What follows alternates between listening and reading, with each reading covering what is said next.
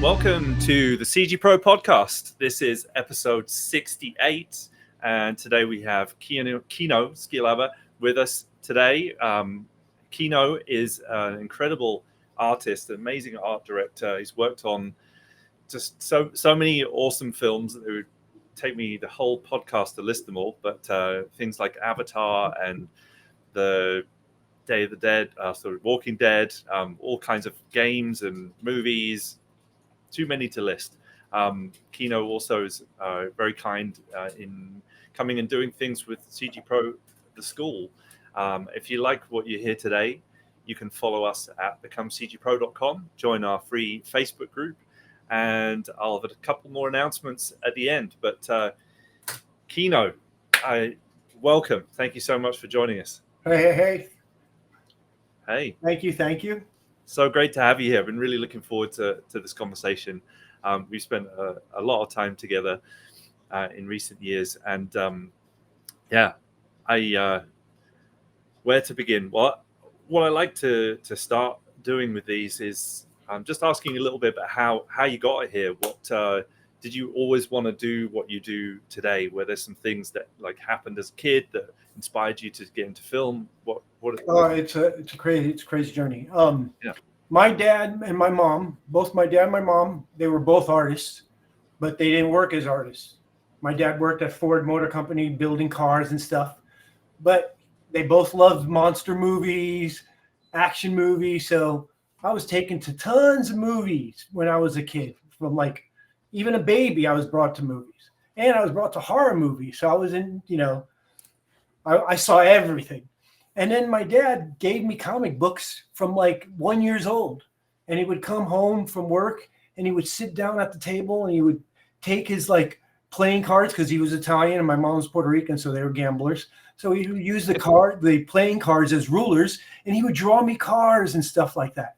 And then sometimes he would come home from Ford Motor Company, and we had paintings of like the werewolf and stuff, because he would paint the interior parts of the cars. And he would have all these colors. So he'd come home with little paintings of monsters and stuff. So they brought me up with like tons of like everything, knowledge, education, and everything. So I was brought up drawing my whole life, but I was brought up learning why am I drawing about things too. So my dad taught me everything from military history to tons of languages, all that stuff. I ended up going to military academy for 8 years, from 8 years old till 16, wow. And art school on top of that in Puerto Rico too. So I divided it up, but I've always been around education. It's like learning more and more, and and then I've always wanted to be an artist, but I also I thought that I was going to be either a paleontologist, a superhero, or an artist, because I wanted to be like either Batman or paleontologist or an artist.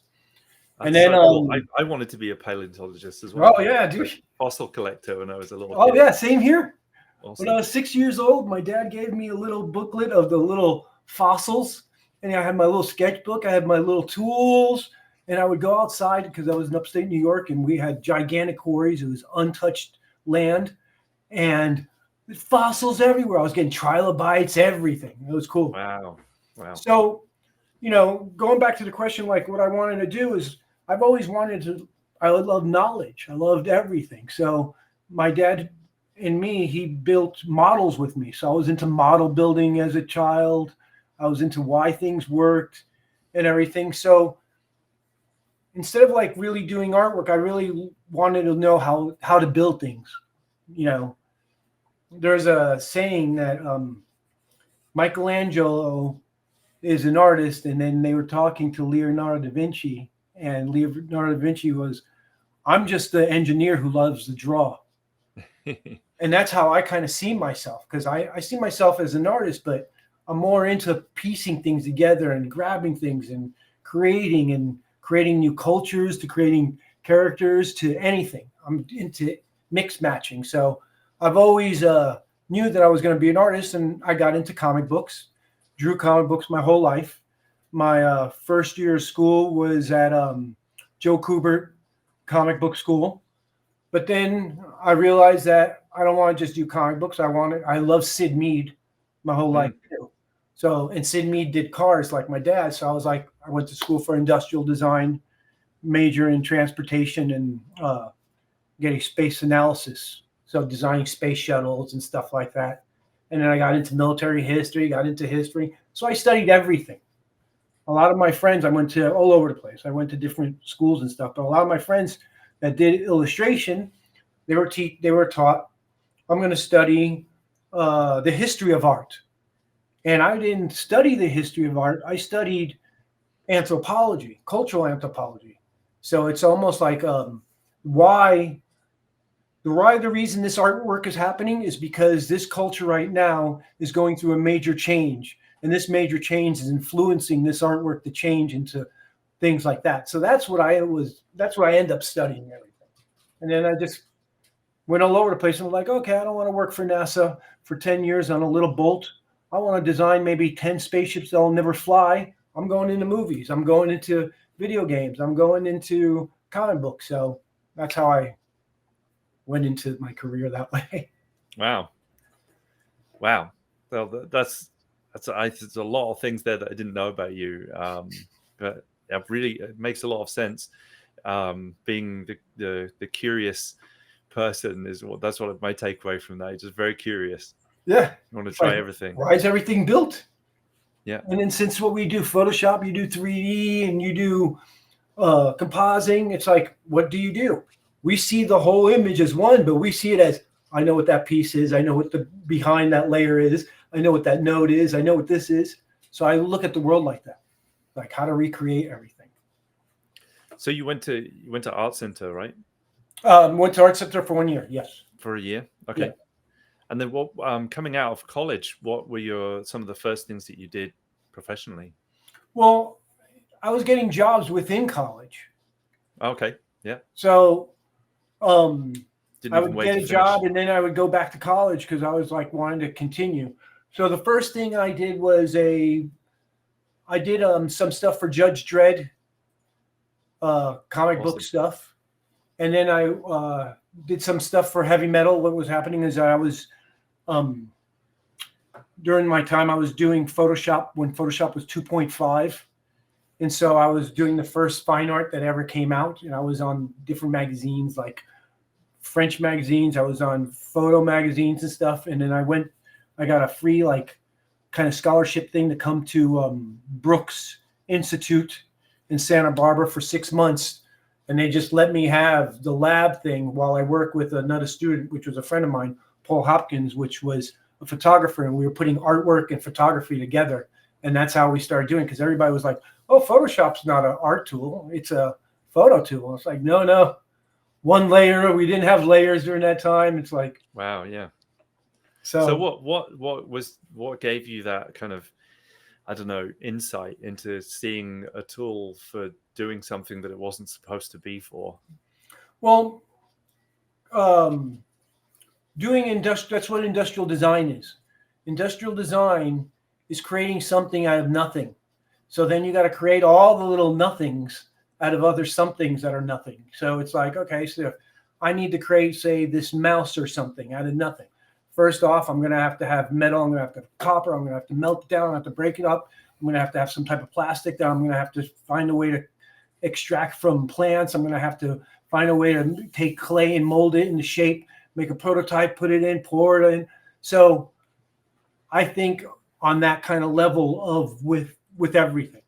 So with that in mind, that's why I ended up just going and doing everything, just breaking apart and just going, okay, I'm going to do a little bit of this. I'm going to do a little bit of artwork. I'm going to do a little bit of storyboards.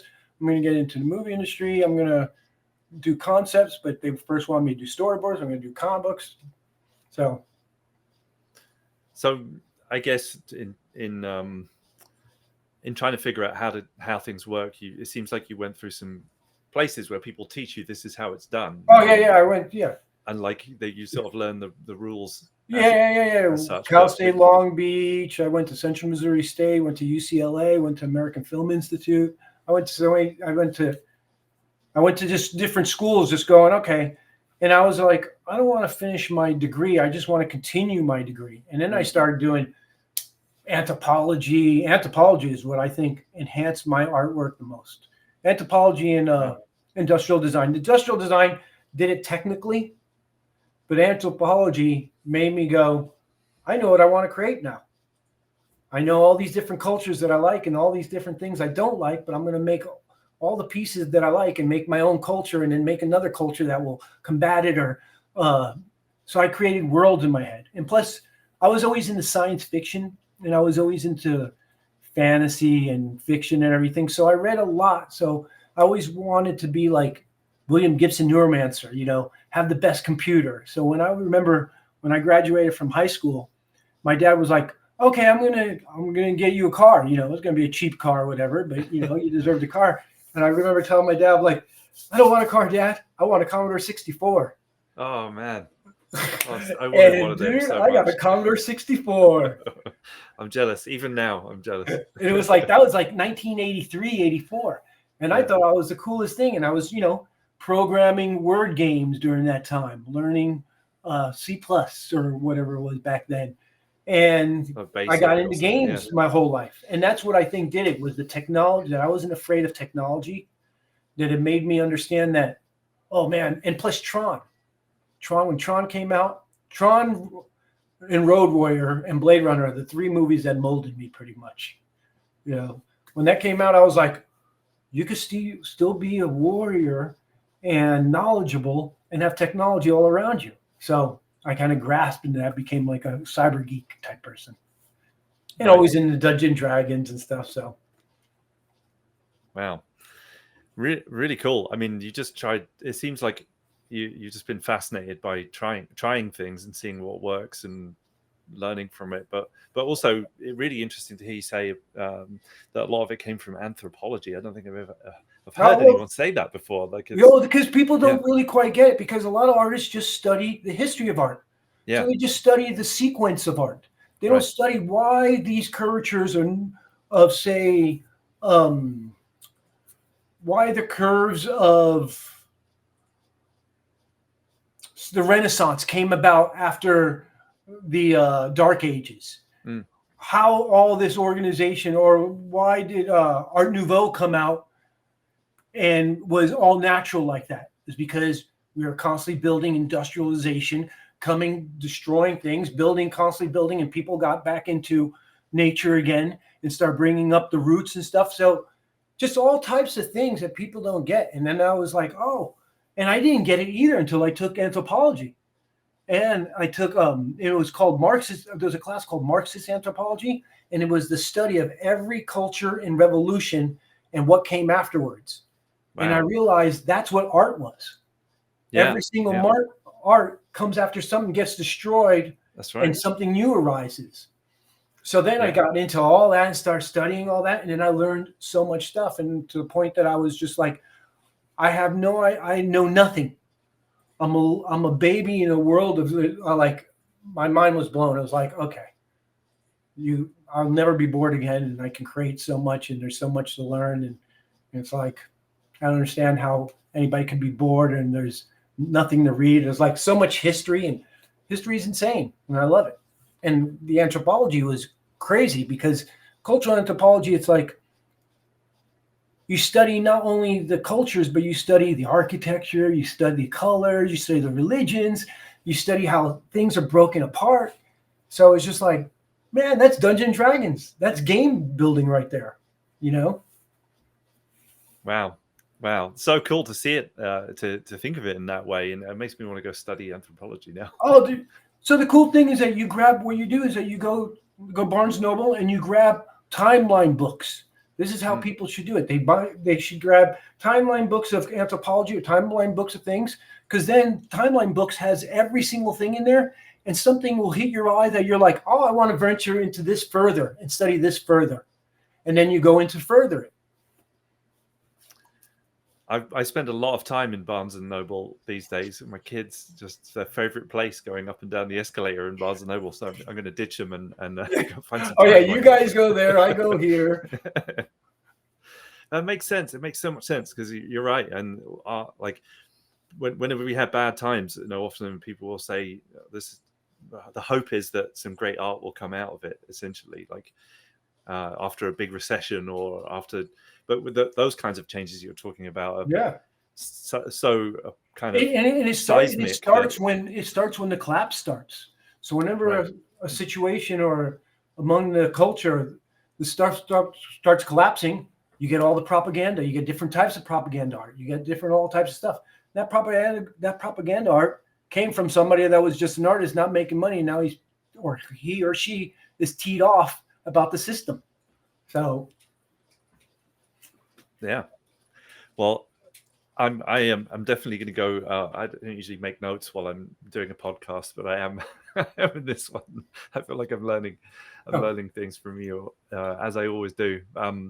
Really, really fascinating to hear about the inspiration for art, where it comes from, as opposed to studying, as you said, art history, which is the kind of the byproduct of really what it's about. Yeah. Another thing that made me hone in on artwork was, since I was always into history and stuff like that, I always like reading tales of like heroes and stuff. And I got into gladiators, samurais, monks, all this.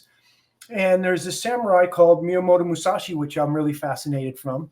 And he wrote the Book of the Five Rings. So I got into the Bushido Code, which is samurai Zen. And samurai Zen is basically a lot, normal Zen is being enlightened by peace and tranquility and all this. But samurai Zen, Bushido Code, is the opposite. Your surfer is more at Zen with waves that can kill him. A soldier is more at Zen with an army charging at him. So it's Zen in the movement of Zen.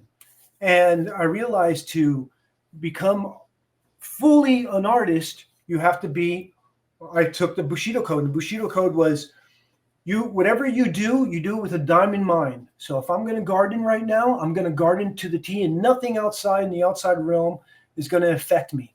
If I'm going to cook, I'm going to do the same thing. If I'm going to do my calligraphy, the same thing. So I made sure that everything I did was to the utmost degree of being an artist and doing it for the sake of finding out about myself. And I try to push that to myself to where, okay, if I have any confusion about where am I going, or any confusion about my religion, or any confusion about this, I'm going to find out myself, and I'm going to divide myself into many different factions, from either being warrior, tribeswoman, mother, father, all these different things, because that's in Japanese culture, that's what they did. They ended up dividing everything and just diving into whatever you want to do and become diamond mind. And by doing that, if you're an expert, or if you consider almost everything as art, you live art. So then you'll be able to accept things that you wouldn't think that is artistic before. So like a stain on the wall that you come by with some mold going in, but the way the pattern is and everything, it's like, oh my God, that could be millions of different things. I could use that for a view of another planet from a top view. That's the foliage or so. So I was able to like break my mind from normal thinking and going beyond like, okay, what can I make something into something else? And that was from just zenning out, man. Wow. Are there any sort of techniques that you use for that, or like is there do you have any practices to like like a lot of like sometimes like when I want to zen out, or if I want to do some creation, they say that the best way to get in line is pretend you're in the womb. So I kind of pretend that I'm in the womb. When you're in the womb, you just heard the heartbeat, nothing else was around you. So you got to block everything off and start blocking things off, and then start recreating what you think your womb, your mother's womb would be, with the water, with the rushing, with the blackness, with the warmth, with the heartbeat, and then you can go off and go, okay, now I'm going to go fly into what I want to do. And I do that a lot before I'm going to design something or get into a whole other thing, just because I want to clear my mind of the world around me infecting me. Oh, what is this? Is this a car payment, or is this, mail coming in, or is this another project? So I kind of cleanse myself that way when I'm going to go, okay, I'm going to put in about 3, 4, 5, 6, 7 hours in this thing right now. Or even when you're coming up with ideas, when you want to jot down ideas to break yourself from other projects, you want to give yourself a little thing to kind of break yourself and go, okay, how do I do it? Pretend I'm in the womb. And once you're in the womb, then you can go, you're in the universe. You can fly anywhere, go to any world you want, go to any place you want. Wow. So cool. So cool. And it's interesting because I feel like it's more relevant now than it ever was, because we've created so much distraction now. We've created so much noise or potential for distraction that it feels like it's even more important now. Oh, it's harder and harder every day. That's why it's like, as much as you create and as much as you live, you have to, your body and your mind's a temple to where you have to give to yourself too. So you have to make sure that you cultivate yourself as, I'm going to bring peace to myself. I'm going to bring separation from the world to myself. You have to have time for yourself. And I mean, it's hard to do, but even if you do it mentally and you try to do it mentally, that's why it's like, I look at the clouds, look at the clouds and see how beautiful the clouds are, and then go beyond the clouds. And then there's all these stars, and one star is a planet. And then you start thinking that, and it's like, you can get lost, which is sometimes you kind of need, because we're so anchored in society and our rules that it kind of stops us from creating, because we're afraid, oh, is this going to make money? Am I doing this am I just wasting my time? It's like, it doesn't matter. You're expanding your brain. You're expanding your universe. And you're letting your brain go, I'm going to go this way. I didn't really know that I could do calligraphy. I didn't really know I could do poetry. I didn't really know that I can garden. I really didn't know. And me gardening and doing poetry and calligraphy and like snorkeling, that has so much to do with my creative worlds too, because my plants are gigantic offshoots of like sea creatures and things that I've gardened. You know what I'm saying? So everything ties together. And it's like, so even though if you don't think it's going to make money, go for it. If you think your mind will expand it. It's like, you'll use it. You'll use it without even you even knowing it, How do you balance your own personal creativity with the stuff that we do for, the machine, if you like? We're all usually artists who are being hired have more than one computer. Good. So while you're working, you could set things that you're doing off rendering on your own time, so it's not taking up their time, but you can still be doing asset stuff when stuff is saving, 2, I'm always sketching, always writing notes. Wherever I go, I have different types of little sketchbooks and notes. And that's the thing. I write notes all the time, write ideas all the time. I might not know what they are, but if I go out and I see somebody doing something, I'm like, oh, a little old lady doing that, handing this off, and there's a guy there, write this note. That's a great scene. I don't know what it'll be. Might be a scene for a religious thing that I want to do with Unreal. Might be a scene for a painting. Might be anything, So I try to what I try to do is that I try to look at the world for answers of inner tranquility. And those answers of inner tranquility, I take them in, I put them in notes, and then I try to process them out as artwork of some sort, so I can kind of show what I'm learning on a daily basis. That's where I get a lot of my ideas for the emotional settings and stuff, Right. Yeah, makes sense. And how do you kind of capture those things? Do you sketch digitally? Do you just sketch on paper? Sketch with good old pen and paper. Good old my sketchbooks. Yeah. Just filled.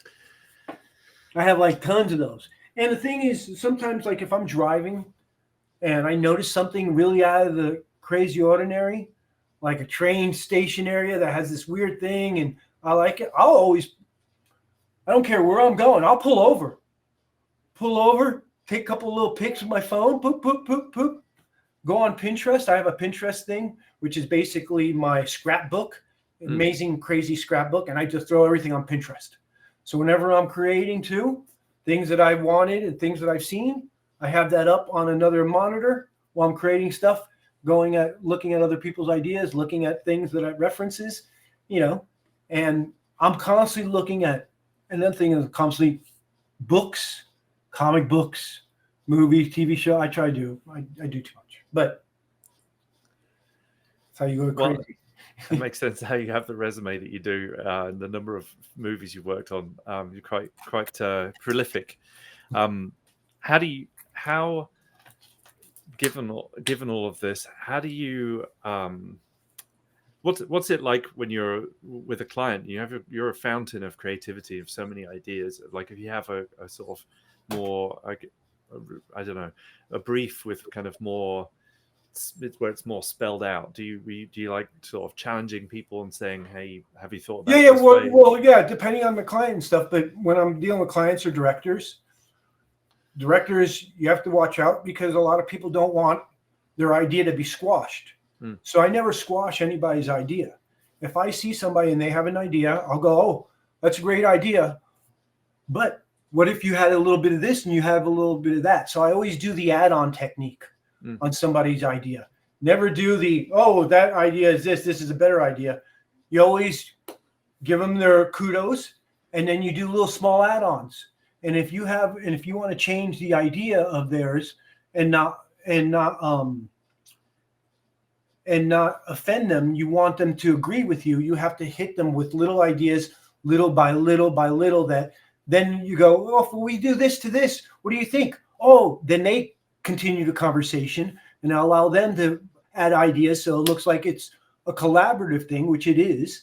So then we could add more ideas, and I do that. But a lot of when I deal with directors and clients and stuff, what I do is that I often, you listen, and I take what usually they have and I go beyond.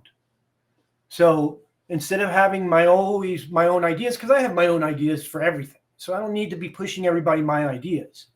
What I want to do is I want to push their ideas further. That's what they're asking me here to do for their job, for my job. So I make sure I listen, and I make sure, oh, their idea is pretty cool, but they might be missing this. They might not even thought about this direction. They might not even thought about this direction. So whenever I'm talking to people and they're telling me stuff, I was like, oh, I'll agree with it, give them kudos, but then add to it, always add to it, and then let them continue. And then they'll go, oh, that's cool. And then they start throwing tons of information that they didn't even know they had, and that you're getting because you need to create something for them. So I love it. It's like a puzzle. It's like a puzzle piece. It's like when you deal with people, I have to find a way to allow them to open up their minds and know that even if you spout mistakes or things that don't work, it's okay, because we're brainstorming right now. So throw me ideas. That was shit. Oh, that's fine. What about this? Oh, we fix this up. Let's do it. Don't be afraid of stuff. So I try to make sure that whoever I'm dealing with, they feel comfortable in giving me things that I'm not going to judge them for anything that they say. And I'm going to enhance whatever their idea is anyway. And I think that's very important when you're dealing with people. Absolutely. Yeah. We're emotional creatures. Yeah. And I'm a jester, so. It's really, really important, I think, advice there. Many of the people I think listen to this are all artists of various types and work with clients a lot. And I think that the human side of this is equally as important as the tools that we're using and learning. When talking about design and sketching and getting into Photoshop, which starts to get into computer graphics of a sort, but you've pushed further than that and got into using 3D tools, and now are really loving using Unreal Engine and doing some extraordinary things with it. How has 3D and Unreal influenced your creative process? Well, I've always liked 3D, but like, again, when I started my career, early in the 2000s, early 2000s. And during that time, it was like, you're either 3D, you're either 2D. So there was a big, you want to be a good concept artist, don't go to 3D because it takes forever to create something where you could just sketch it. But as time passes, that process has gotten so much faster, especially when ZBrush came out. Then it was like, oh, we can design things that are not angular, that are not mech looking, you know? So once ZBrush came out, I got into 3D heavy. I was always into 3D mildly, but then I got into 3D heavy to where I can create actual the curvatures that I want, the armor that I want. You know, I can do all types of crazy stuff.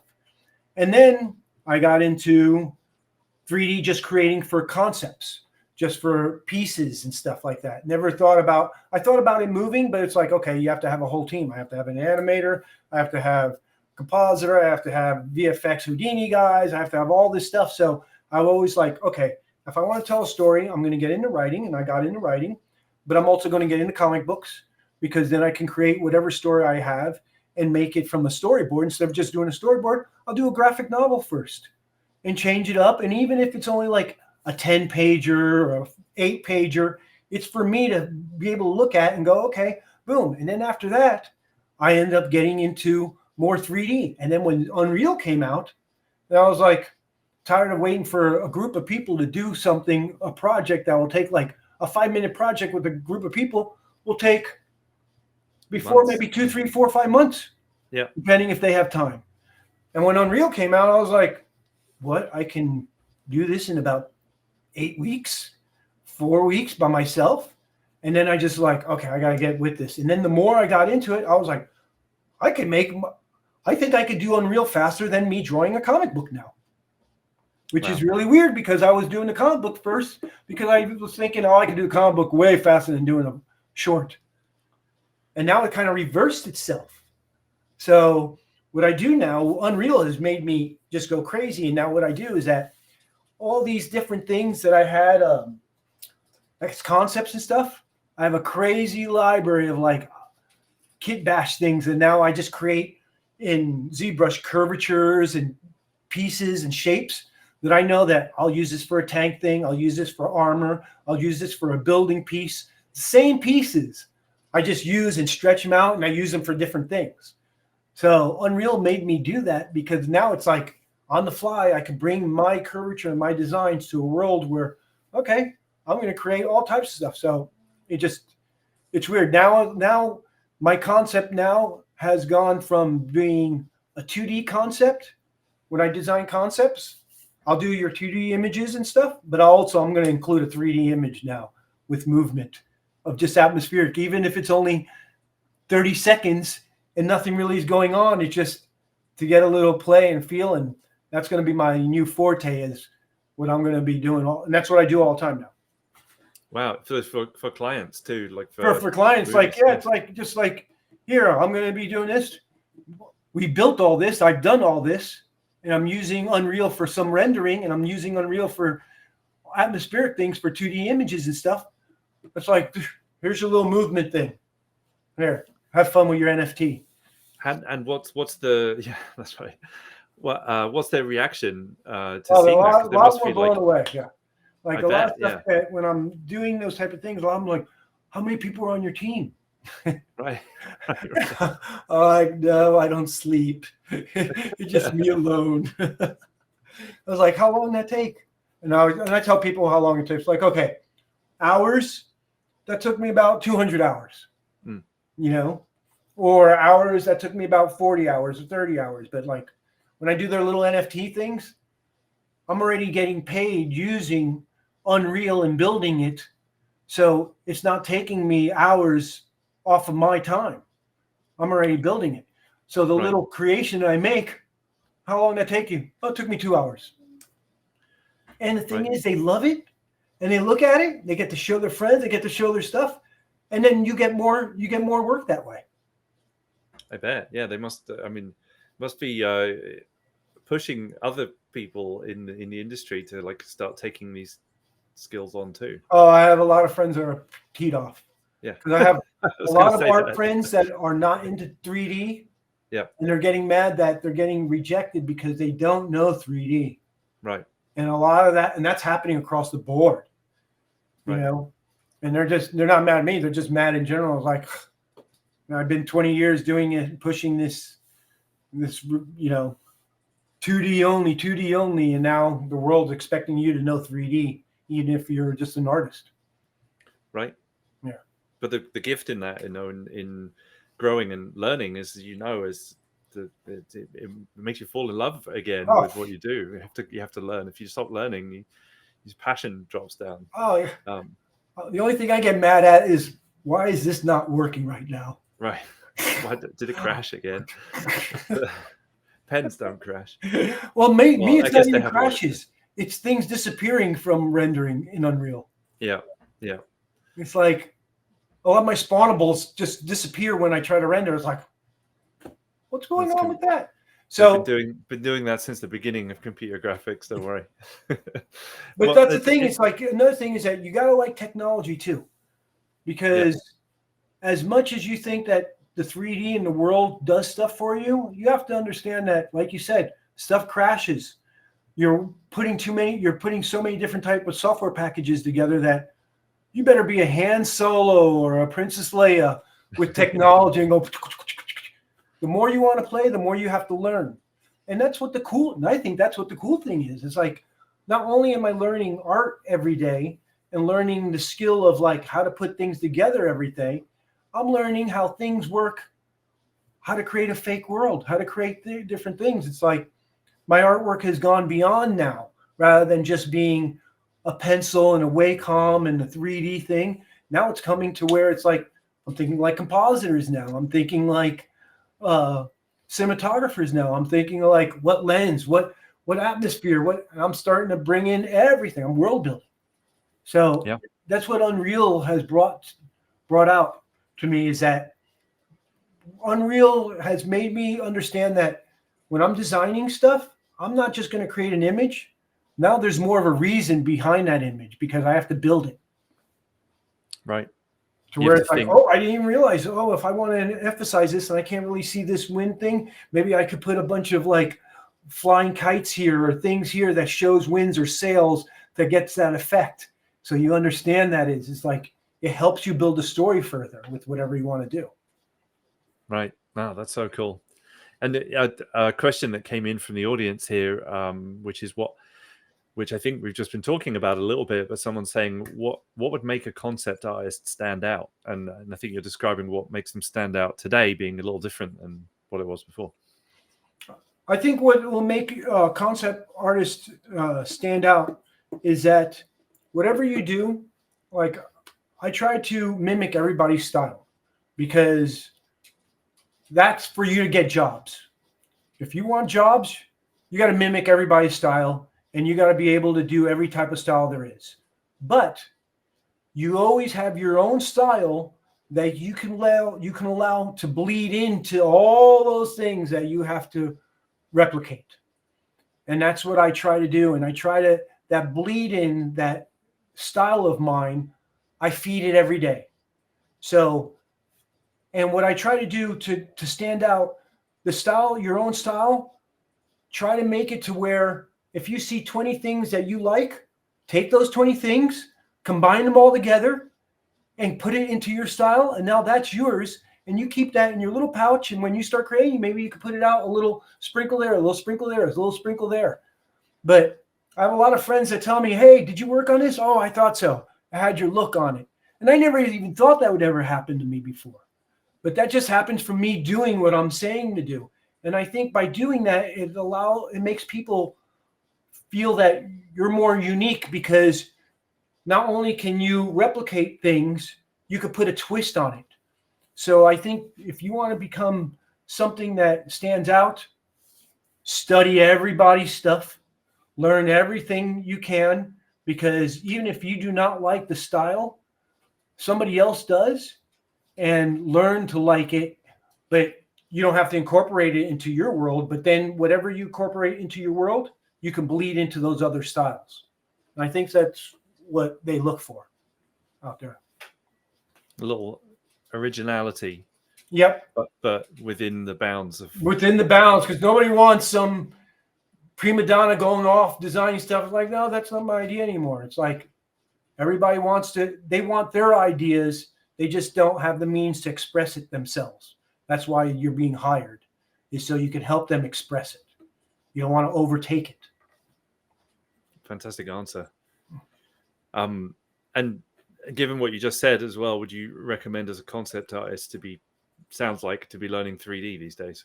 Yeah. Well, another thing is that, think of it this way. If I'm a concept artist and I'm asking you to learn 3D and I'm telling you to learn 3D, just don't take it as, oh, I got to do this because I can't have a job. No, I'm pushing you further, because if I was your teacher and we had these means, I would say take it 3D, because when you're drawing it, you're only doing it from one perspective. So you might not be doing it correctly. You might be going, okay, it might kind of look good here, but you didn't know that if you turn it, now you're missing mass on the other side, or your volumes are not right. This 3D helps you learn faster, actually, because when you build stuff in 3D and you move it around, and then you can go change your camera lens and you see the punch getting really close, you're like, now I know why that does it. Change your camera lens. It's like, you can't do that if you just do 2D. So 3D is going to help you learn mass and volume of whatever you want to create way better. And if you start learning mass and volume that way in a 3D form, you'll be able to put it in 2D way faster. Right. Well, amazing advice here. I'm now really fascinated, given all the things that you've talked about, and given what we're going through as a culture now in art, going through from cave paintings all the way up to Unreal Engine, and now this next path that we seem to be going down, which is all this machine learning, AI, as people are calling it. What is your take on where that adventure is? Because we're so early in it, at least. Well, it's a pity. These monkeys allowed AI to go out and unleashed itself. They should have never done that, because I like AI, but because from AI is just, if we can have machines create, so be it. But you know what? Name that machine. Make him into an artist. Make that as an artist. And the AI thing of coming up with, when AI first came out, the visual stuff, I was using it. I was like, oh, this is cool. I was making like Eggman, for my comic book. And I was like, okay, I want a different take on Eggman. Boom, boom, boom, boom. Eggman, they have this.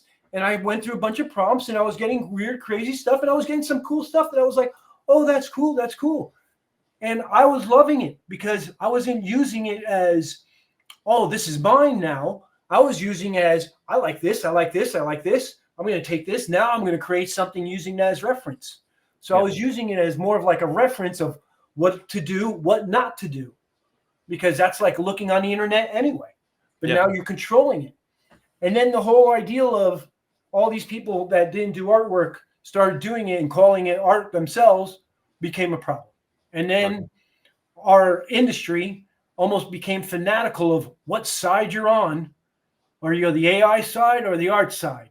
To the point that it's like, nobody's going to say they're with the AI side if you're an artist now. Of course, I want the artist's rights to have their rights. And of course, the copyright issues I understand, which is perfect, because it's like, look, AI art is not copyrightable. Perfect. Then just use it for reference. Do whatever you want. Even when I go online and I'm studying things to do stuff, I'll type in AI art, design, steampunk, and just see what's out there. I'm like, dude, that's pretty cool. That's pretty cool. That's pretty cool. Okay. I like what you did there. I like what you did there. I don't care who it is. It's just knowledge. It's more information. But I'm not taking that stuff and going, this is mine. I'm making sure that now I don't touch AI now, because of nobody wants AI, and like, you don't touch it now, even though that, I would have loved to like just typed in certain things for reference and stuff like that. But I think AI is going to take over once they figure out a way to, like, say Sophie, that robot that has her own rights. If they fed her, if she started doing artwork, who's to say that artwork's not hers and she's an AI? So now it's like, that's what I'm saying. It's like AI artwork I like, but give credit to the robot. You know, it's like, oh, this robot did this. Oh, that's great. Oh, that's cool. You know, but it's going to infiltrate, and we're going to have to live with it. And it's going in everything we're working in, because everything we're working in, Photoshop is getting inundated with AI stuff, which, you know, I try to use. It does okay, but it's not that good. I'm faster doing my own thing. Right. But certain tools, if you have tools that are hidden away that are utilizing AI, so be it. Who cares, you know? But it's a weird battle. It's like a battle that Macs and PCs had when they first started. Are you a Mac user or are you a PC user? Now everybody is like, if you're an artist, you have a PC and you might have a Mac. It's like you could have both. But I don't know. Yeah, it's difficult. It's very polarizing, and it's very hard to predict entirely where it's going. Although lots of people out there are confidently predicting where it's going to go daily, but really nobody knows. But we get the question a lot at the school in terms of learning things like what should I learn now, and often the question comes up like, what should I bother learning art, because aren't these things going to be doing all of this in the future? And I know what my answer is to that, but I'm curious, because to me, I tell people that, you know, an art's in the eye more than it is in the hand, and really culturing. Well, the thing is, I say art too, because AI, all the art looks the same. Yeah. All the AI art looks the same to me. It's like I could pick it out. Tons of people can pick it out. It's too ultra detailed. It's too smashed up with too many items to kind of candy-eyes everything to the point that there's no focal point in most objects. It's quite trippy, a lot of it. Yeah, it's trippy. It's great, but it's out of focus mentally, because that's what the AI is missing, is the focal point of the storytelling.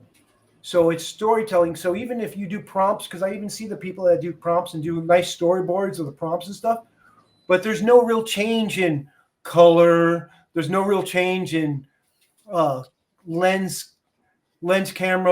lenses. Everything still stays the same depending on the prompter. And that's the thing. It's like an artist will go, an artist that has 10 images will do 10 complete images that look completely different. The AI thing that's happening is looking too much the same. So you're still going to need artists to break out of that thing, because the thing is that the world's getting inundated with the AI art. So AI art is not impressing everybody like it used to, because everybody's looking at things and going, oh, that's cool. Is that AI? Oh, okay. So they're just blowing it away off now because, oh, it's AI, even though that, dude, if a human did something like that, it'd be, whoa, that's insane. But we're getting so used to it to the point that the people that are creating IPs are not going to want people to look at it and people are going, oh, that's AI. You can tell that's AI. No, they want something to jump out of the AI box now. And that's only humans could do that. And only humans that can do that are the ones that are embracing AI as understanding that you're not going to fight against this creature that designs faster than you. You can learn from it, and you could utilize it just like it's utilizing you to create. So what would you say today, if you were starting out today, what would you go and do? Would it be similar to what you did yourself to learn to draw, to learn to understand? Yeah, I mean, it's really weird, because it's like, if I would make a course on artists to make money, it wouldn't be any college courses that I went through. Because like you said, like we were talking before, it's like cultural anthropology, history, I mean, architecture, everything. I would enforce that knowledge upon the people to study, because AI and machines can get that knowledge automatically. So you're not going to compete with them. What you're going to do, they're going to hire you for your style. So if you want to specialize and go, you know, I want to be a 3D artist that does this, or I want to be a manga artist, or I want to be an art director that does this, or video games. It's okay to specialize, but understand that as you grow and as you learn, you start realizing what you're good at, and that might change your direction of what you were studying. I changed my direction because I went with the flow of what I was good at, and also what I wanted to do that I didn't have the means to do before. Because I've always wanted to create my own world, but I knew I wasn't a writer, so I could draw. And then I was like, okay, I could do comic books, but now I don't want just people who do comic books to look at it. I want people who do movies. So then you go to concepts. And now I want to be a director because I want to make my whole thing. So your path is always going to be ever changing. You should understand that. But it's okay to pick something along the art line that you like and go, you know what? I really like creating environments and designing environments. I'll do 2D concepts of environments, and I'll do 3D world building of environments. So I can get jobs in architectural design. I can get jobs in doing movies. I can get jobs in video games. I can get jobs in anything to deal with that. You know? So I look at specializing and thinking of what makes you the happiest to create, and then figure out what areas makes money in those areas, and go, okay, I have to hit all those areas. So I got to take it to 2D sketch, take it to ink sketch, take it to the actual knowledge of writing down paragraphs of what's inside the information, taking it to the actual building the structure of drafting the items and stuff, to take it to building in 3D, to take it to showing them an example. And that broadens the whole thing to where it's like, okay, you still have a goal that is going in one direction, but you can do all those different ways of creating whatever you want to create. That will give you access to get more jobs, because somebody will go, you know, I don't want the 3D part, but I want that ink version thing that you did. Can you do that of my project? You know? So it sounds like you're a fan of generalism and having multiple skills and exploring them. Yeah. It's hard to have them all. Do you have any sort of thoughts on which ones, or like, is there a feeling that you get from one where you're like, I really want to? I know you've really jumped into Unreal. Was that like a feeling that you got? Can you boil it down to a hair standing on your heart? Yeah. So, like, for example, I never thought I would ever get into sound. Like, I was like, I'll just have one of my sound friends do it. But to get one of my sound friends to do anything on their own time, I was like, so I had to learn sound with Unreal. But Unreal made it so easy for me to learn sound that everybody was like discouraging. All my sound friends were discouraging me and going, oh, you know, you shouldn't do that. Oh, you don't got Pro Tools and it's going to take forever. And then when I did stuff with sound and Unreal, all of them were like, you did that? Yeah. How long did it take you? 2 weeks? You did all that in 2 weeks? Yeah. By tutorials and everything. So Unreal does that to me. Unreal, things that I was afraid of doing, because I would think that that's just a rabbit hole of creativity that I'm just going to dive into, from sound, particle effects, to environmental effects, to camera lenses, to movement of camera, used to scare me, because I was like, oh, dude, I have to make sure I'm always good at doing what I do. But now I'm trying to push myself to, like I said, diamond mind on every part of your creation. So sound, compositing, texturing, weathering, everything. It's like Unreal has made it to now, it compartmentalized it too, to the point that if I get teed off, then I'm like, this shit's not working on sequencer. It's like, I'll just go back to the sound thing and I'll start doing the sound thing, and I'll figure out my sequencer thing later. And that's another thing I love about the Unreal thing, is that all within one package, I'm still working on my project. And if I come to a blockade, I can veer off that blockade and go into something else and still be working on my project. Mm-hmm. I don't have to stop my project and go, what am I going to do? I'm going to have a coffee and go have a smoke or something, or go do something. No, it's like, you know what? Screw you. I'll figure you out. I'm going to go do sound. And then online, you go check your little tutorials, or call your friends, or bug your tech friends. Hey, man, you have this problem? So encourages play, essentially. It means you can keep playing. Well, that's the thing. It's like we were talking before earlier. It's like I feel like I'm 10 years old playing G.I. Joes or model building. I used to always get into building dioramas and building things. So I have all my models around me, and I still use my models. I take my models, I build them, and I put them next to me. And for example, I build my little things like this. And it's like, and then I put it next to me while I'm building Unreal stuff. and I look at the little piece. I'm like, okay, I got this. Or I build this and I painted this. Cool. So I have as many toys as possible around me to where I like shapes and stuff. And while I'm in an Unreal and I'm creating things, now before when I would just look at my shapes and go, oh, I can make a cool concept. In Unreal, I can go, oh, I know that thing that I just saw is 3 shapes. I put 3 shapes together. I make the movement, and I just have a little movement and placement in an atmosphere in a land. I'm like, I'm going to replace that with something I'm going to design. I already made a little scene. So it makes me think differently about things. Sometimes before I would always have to come up with the object, the main focus of the design. Now, sometimes I world build and create, like, I just want to do a little garden in Unreal and do that. And then something else will come in my mind. Oh, this structure might be cool here, or this thing walking might be cool here. So it gives me a different way of creating now when I have like blockades, you know? It seems like that's something that we're going to want to keep doing, despite how powerful words to image or words to video gets. Like the ability to just be in a world and explore it and noodle on it. I feel like that's something that's just inherently human as an act. Well, that's the thing. It's like, you know, we're almost inner exploring.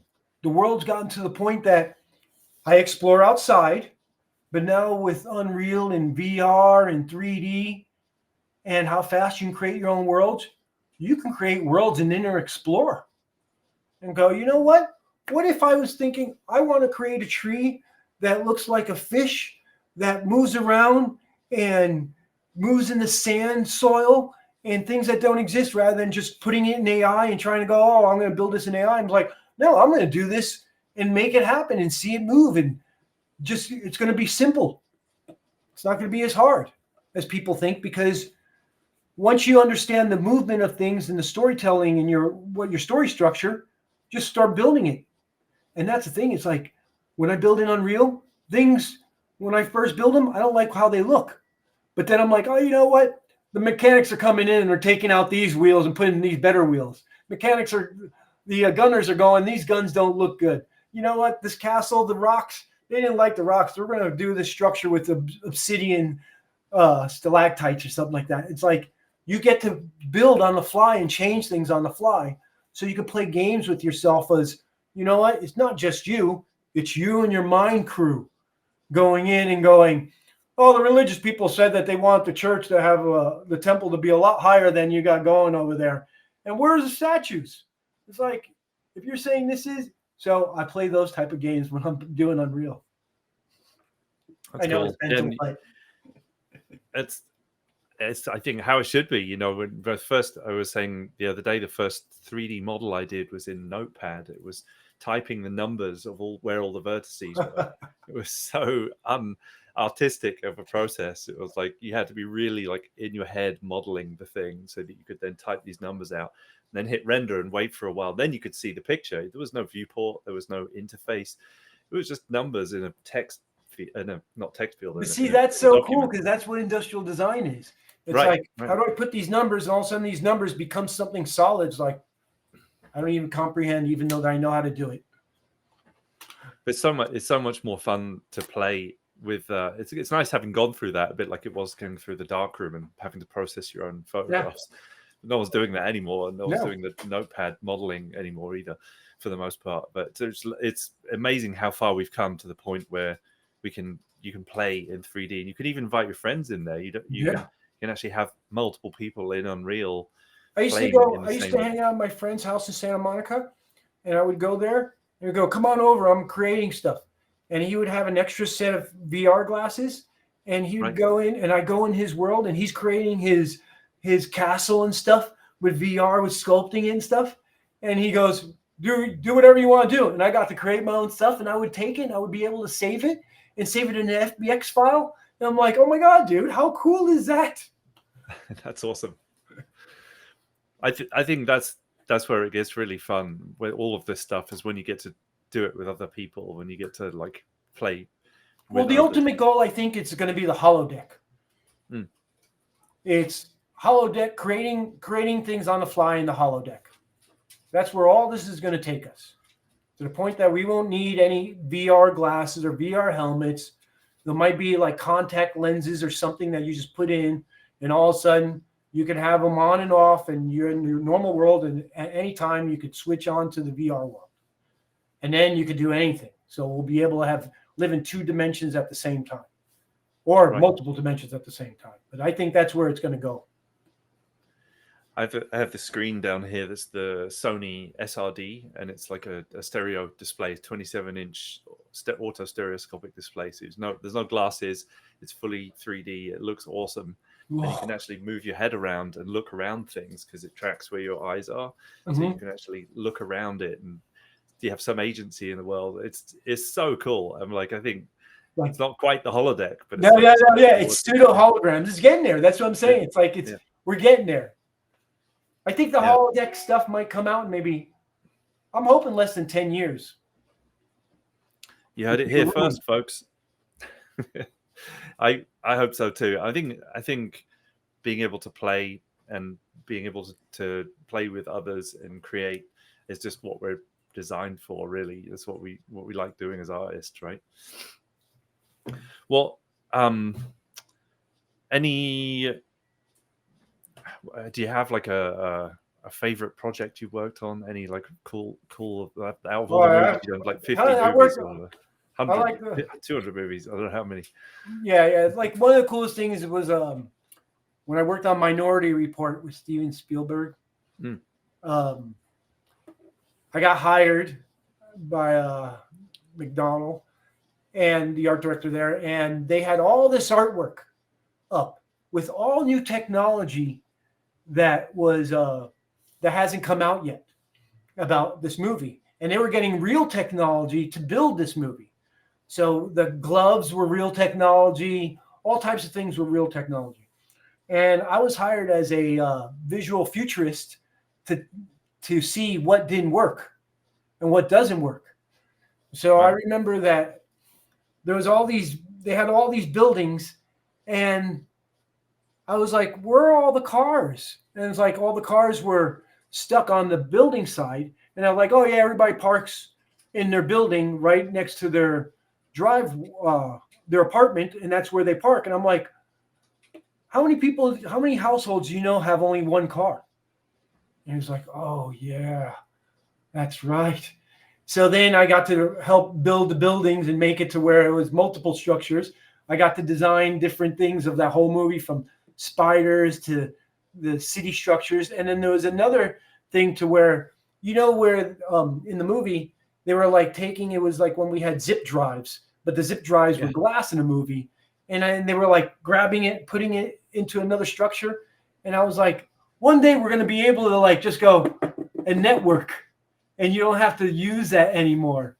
And in that movie was fun because that movie was using technology that we didn't have yet, that in 3 years we started using.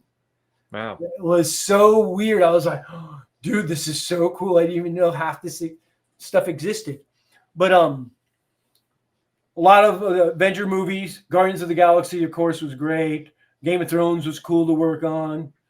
I mean, everything's really cool to work on. It's like I always get inspired because it's just like everything, as you know, every movie that they try to work on, they try this new technology that they don't have yet to try to make something cooler than anybody else, and we don't know how to use it properly yet. So that's always part of the project. It's like, oh yeah, see how these guys did the water? Yeah, now we're going to do a water. Let's see if we could do water better. So every project becomes something to where it's like I had to learn something to just enhance myself. So I love working with people. I mean, I love the mindset of like everybody putting their ideas together to come up with something that maybe one person had the idea was this big. And then when you have about a team of 200 people, after 4 or 5 months, that thing is a monstrous design that is cohesive, and that part is cool. Seeing things grow, That's cool. It's cool to hear the Minority Report story, and just thinking of like how thoughtful process is in not just coming up with stuff that looks cool. No, but like, does it make everything sense? that they design? Like I had to design an apartment. He goes to me, he goes, I want you to design an apartment in 2030 that's 30 years old, but is based on a 70s design that's all equipped with medical equipment that cleans out the apartments in the 2020s. Now, so I was like, okay, 70s design, 30 years old, so it's dilapidated, and it's 20 years behind on technology, but the technology is really advanced. So it's like I had to make a moldy 1970s looking Blade Runner room and stuff, but I had so much information I had to study before I can even start putting that stuff together.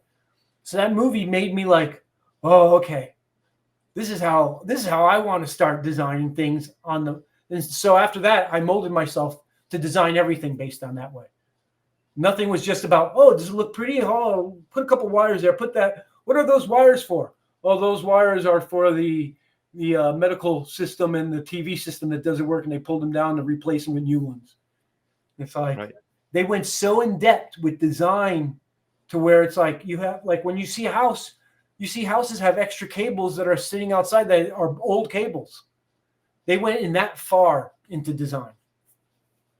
So it's the things that the person watching it wouldn't necessarily know that that's the story, but because it has one, it all makes sense together somehow. Yeah. Well, that was the thing that Blade Runner did. It's like Blade Runner made everything look so real because there was so much excess stuff on there that was just easy to the eye because we were used to. So we were able to accept it and go, oh, I understand this world. I know where all that junk is, stuff that doesn't work, or that stuff is stuff that doesn't work. So I started incorporating that more in my designs to where it was like, whenever I design stuff, there's always those things outside of it that doesn't work and those things that we don't notice that feeds into that design anyway. Oh, yeah, super cool to hear about it. With some of your work that you're doing now, I know we've already posted links to your ArtStation, and I'm sure there's other places that people can follow you. Is there anything you'd like to share with the audience? Anything that you want to tell people about? Any places people can follow you on? Yeah, but I would like to say no. Don't ever get discouraged. It's like, don't ever be discouraged. I've been discouraged so many times, but those are just obstacles that you get through, and just continue pushing your knowledge of whatever you want to do. Artwork, I would broaden your studies to things. So if you want to design, say you want to design a new race in a castle or a car, study plastics, study different types of materials, study structures, study plants, study everything. Because the more you study, the more it's going to make you happy when you create. I would just say follow me on my ArtStation and my YouTube channel. And my ArtStation leads to my YouTube channel. And I have comic books, and I'm constantly just pushing stuff out and just trying to get as much stuff out before, the next phase of life. Well, I'm looking forward to seeing the next things that you make, as always. And I really appreciate you for being on the podcast today, and Thank you. for also doing so much with the school as well. You're incredibly generous with your time and helping us doing what we're doing at CG Pro. I really appreciate that. The thing is, like, I learn from students. That's the thing is, like, always know that you don't know everything, and the world's got too much information. I always take myself as a baby in a world of knowledge.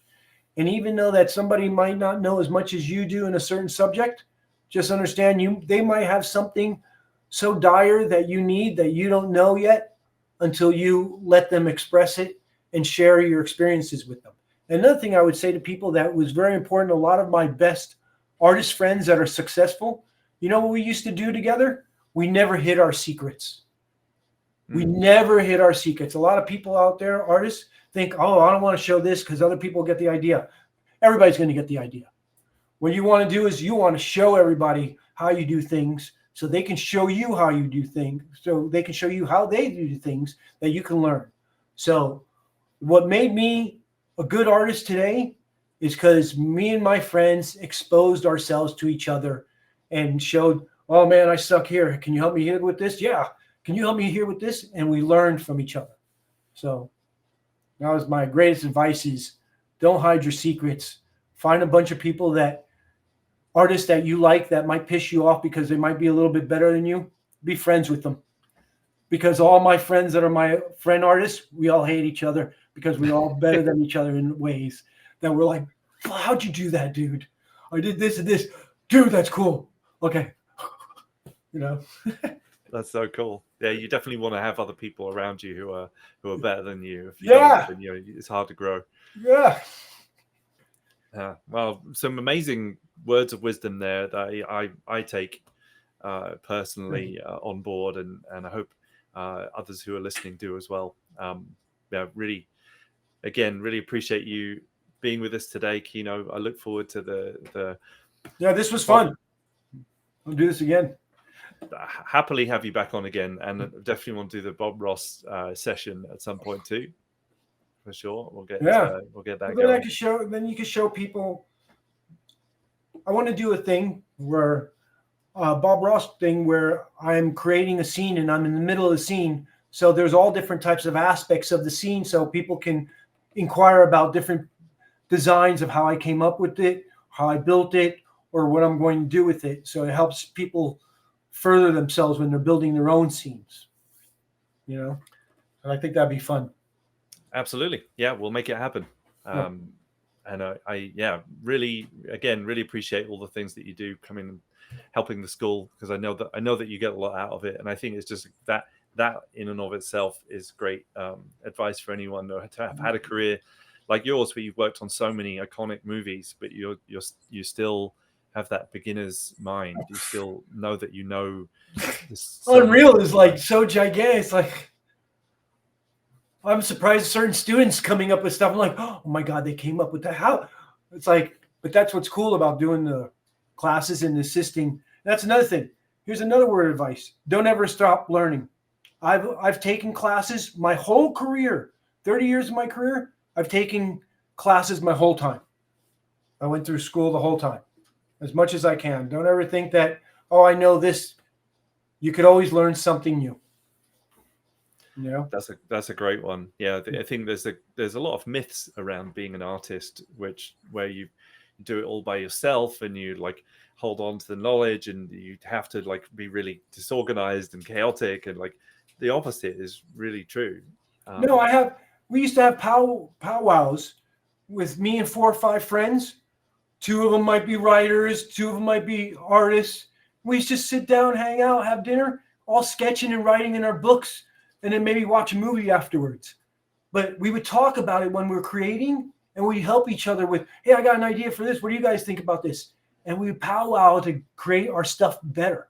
And that was the best time. I still do that kind of stuff, because that stuff is like magical, you know?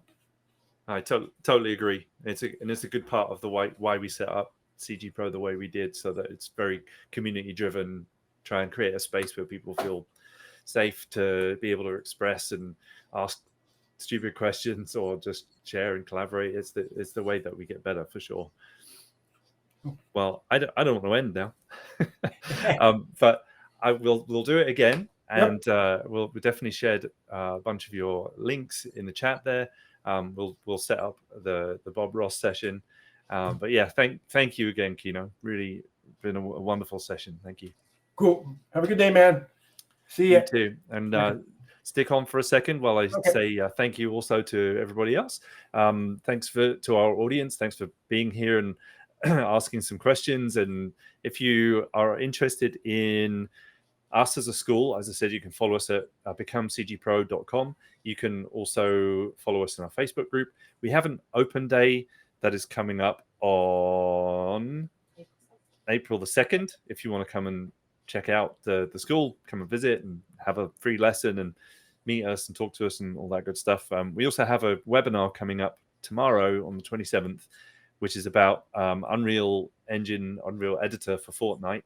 That whole new crazy universe that's opened up where you can create things in Unreal publish them online and have other people appreciate them and explore them dynamically. So really, really, it's had a year of life already, and we're going to do a webinar about that tomorrow.